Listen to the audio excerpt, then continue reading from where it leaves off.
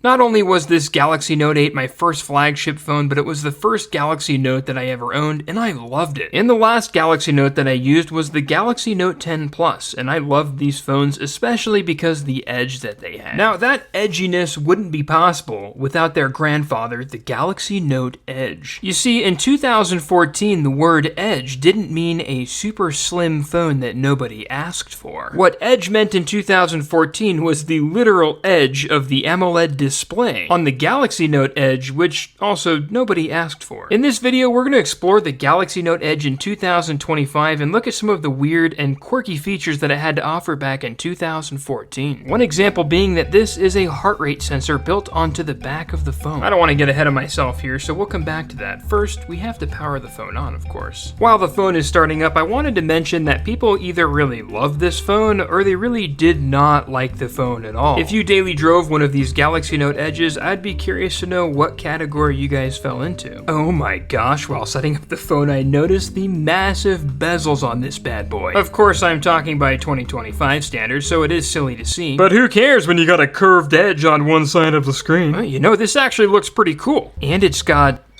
lock screen sounds. Unsure how I feel about that animation, but oh my gosh. I love shattered glass. Anyways, let's unlock this phone and take a look at some of its edgy features. The Note Edge is the Note 4. The difference is the edged screen, and also the Edge has the power button on the top instead of on the side. So yeah, that Edge. Looking pretty nice. You could fit a bunch of apps into it, I suppose. And then down here, what is this? Ah, this is your Google applications. Very nice. Now, I believe from the top, if I drag this down, there is a toolbox on the Edge. Okay, am I being sold on the Edge 11 years later? I'm unsure, but let's take a deeper look. I believe this first option is going to be a ruler. A ruler built into your phone. It's like having a straight edge in your pocket. Wait a minute, is this a stopwatch? Oh my goodness, a stopwatch, but on the Edge. I'm unsure of the practical use, but Samsung was thinking outside the box, and that's what matters. You got Apple out here in 2025 like, oh, look at the iPhone 17 is different. Samsung is like, let's make thin phone. It's just stupid. This next tool's gotta be good. It's a light bulb. What happens when I press the light bulb? Okay, I'm not saying. Oh, flashlight is turned on.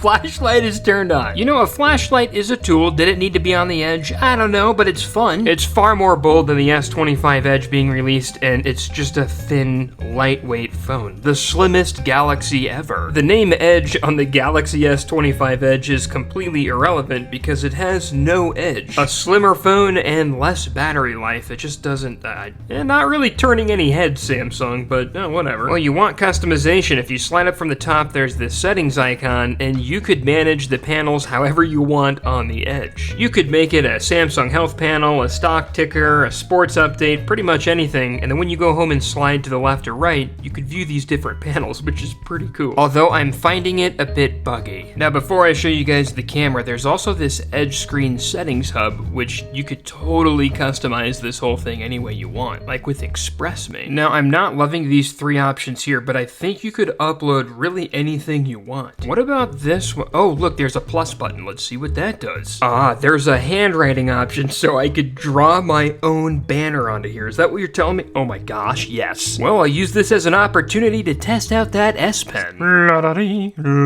Ooh, air command. All right, we'll look at that later. Well, I'm unsure how this works, but I'm gonna write a note. Oh my gosh, this feels wonderful. Yeah, we're gonna go all caps because it hides my chicken scratch when I do everything in capital letters. We're running out of space, so how do we keep going?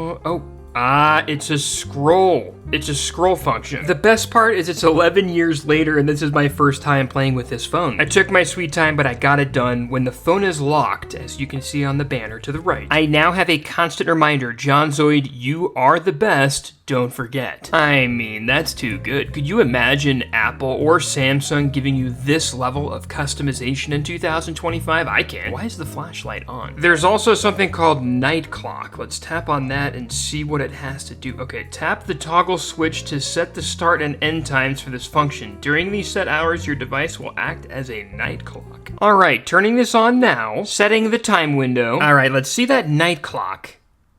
Wait, where's the night clock? Oh, we have to turn the lights off. Okay, hold on. Give me a sec, guys. Okay, sorry about that. Did it work? Oh, dude, that is so clean. And the best part is you don't have a bright phone shining and illuminating the whole room. I like this. This is good stuff. It's the simple things in life. You know, the small things, like installing some memorable games onto this and just playing these apps for a couple hours on accident while I was making this video. This Galaxy Note Edge is rocking Android 6 Marshmallow, and I've got this micro SD card that's just loaded with a bunch of Android 4 APKs. Yes, I've got Smash Office, the game, in the list, okay? It's a good game. Yeah, I'm 31 years old and still find this game to be fun, okay? Look, I've worked in a corporate job, and it just made this game even better. Don't judge me. You guys are telling me you've never played Big Hunter? Well, guess what? I don't believe you. And if you haven't, you need to do something about it. Okay, but this one doesn't really count as much because it was released in 2016. You're a little tribal person stickman and you've got to shoot arrows into the mammoth's head. Basically, you got to bring down his health, and it is kind of hard to aim this initially, but I promise you guys, after about an hour or so, you'll be warmed up and pretty well addicted to this game. I digress. Let's talk about the Galaxy Note Edge S Pen features. This here was a pleasant surprise. I wasn't aware that I didn't need to unlock the Note Edge to make a note. I could just take the pen out and it opens up for me. I thought that was released with the Note 5, but maybe you guys could help me in the comments because this is cool. Of course, I've got to set a reminder here to stop by the thrift store as I do daily. Some new features to the S Pen were also pressure sensitivity on the Galaxy Note Edge, which was much more apparent when I was doodling pictures. And again, this is to my surprise, but I was not aware that on these early Note series phones, you could pin your note into this section of the phone, which is cool because you could just scroll past that window and overview your notes. Ooh, look how much prettier Air Command looks on this phone. With my Galaxy Note 8 or Note 10 Plus, I don't remember using Air Command much. I just used the off-screen note-taking like all the time. We're gonna look at the camera, but I just want to point out that this phone from 11 years ago, this edged screen still looks bizarre. Even though the edges were carried to both sides of the screen with later models, this one's just more aggressive. I love it. I think it's time to take a look at that camera, which is really impressive. I love that in 2014 they didn't just have the mode option, they had to put a picture on it, which I actually love. Your fast motion options, your slow motion options, but I do have to say that my favorite of all of these different modes where I could record with dual cameras. So I've got the front camera and the back camera, and I don't need anything extra. I could just record what's in my hand and record my face, which normally would require software to do this, but it's something so basic. This isn't specific to the Note Edge. I think this was released on the Galaxy S4, I believe, but man, this is cool. I would love to do this. It's so easy to use the front and the back camera, like, awesome. Only downside is you can't zoom with this.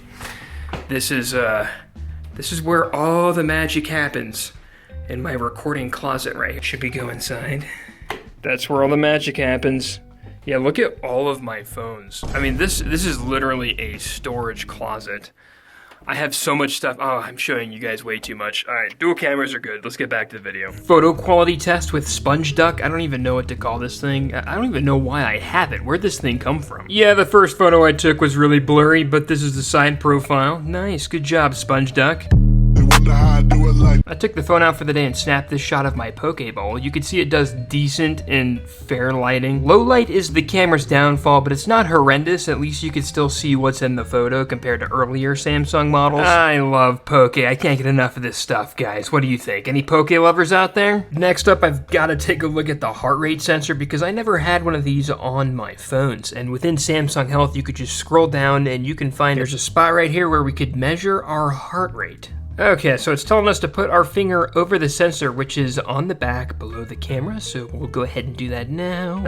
Okay, so we got that going, and I'm assuming it's okay, yeah, there we go, it's measuring. And by the way, the first phone to introduce this with Samsung was the Galaxy S5. Now, don't be alarmed, my heart rate is naturally very low, usually in the 50s, so we'll know that this is right if it's within that range. Okay, 64 beats per minute, which is a little high. Although I did just drink some caffeine, so it makes sense that it's reading it in the 65 25 range. And there's all these different statuses that you could mark and record different heart rate levels, which is really awesome that a phone has this. Let's go ahead and save this for my records, and we may come back to this at a later time. I'm going to end up gaming on this phone a lot, so maybe I'll record it more. Now, much thanks to AT&T, a lot of the apps on this phone are just AT&T based apps, and they don't really work other than this app right here, which is PenUp. The app is still in service for those people who are using Galaxy Note based smartphones, and you can still upload your artwork. What's interesting is I could still see some of that artwork on this app. At least I think I'm seeing current artwork. I'm connected to the internet and I can still view comments and stuff, and they do have dates, but I can't check if it's 2025 or not. But very interesting that the app is still usable in its current form. A lot of the comments are in Japanese, Chinese, Indonesian, I'm assuming, but yeah, it's cool that you could still see the app. I don't know if this is current, but I'm pretty sure it is. What do you guys think? I'm currently on iPhone, but after doing this video and other Note series videos, I think I'm going to switch back to a phone that has an S Pen. This phone is so much fun, and it turns heads even in 2025. I'm definitely going to continue using this phone to play games, and I had a ton of fun making this video. Thank you guys for watching. I get a lot of comments where you guys ask me to do custom ROMs to these phones. I did it with a Note 3 video, and the phone's actually not usable anymore. Okay, the Note 3 still works, but a lot of the functionality of the S Pen with Air Command, like when I pressed this button, it was lost. Oh yeah, and I can't write with the S Pen, so that sucks thanks to Lineage OS 19, but it's still cool. If you guys have recommendations for good custom ROMs for the Note Edge, hit me on Discord. Thank you guys for watching. If you want to see more videos like this, be sure to subscribe, and here's a shout out to all the current members of the channel. Thanks guys, and we'll catch you on the next one.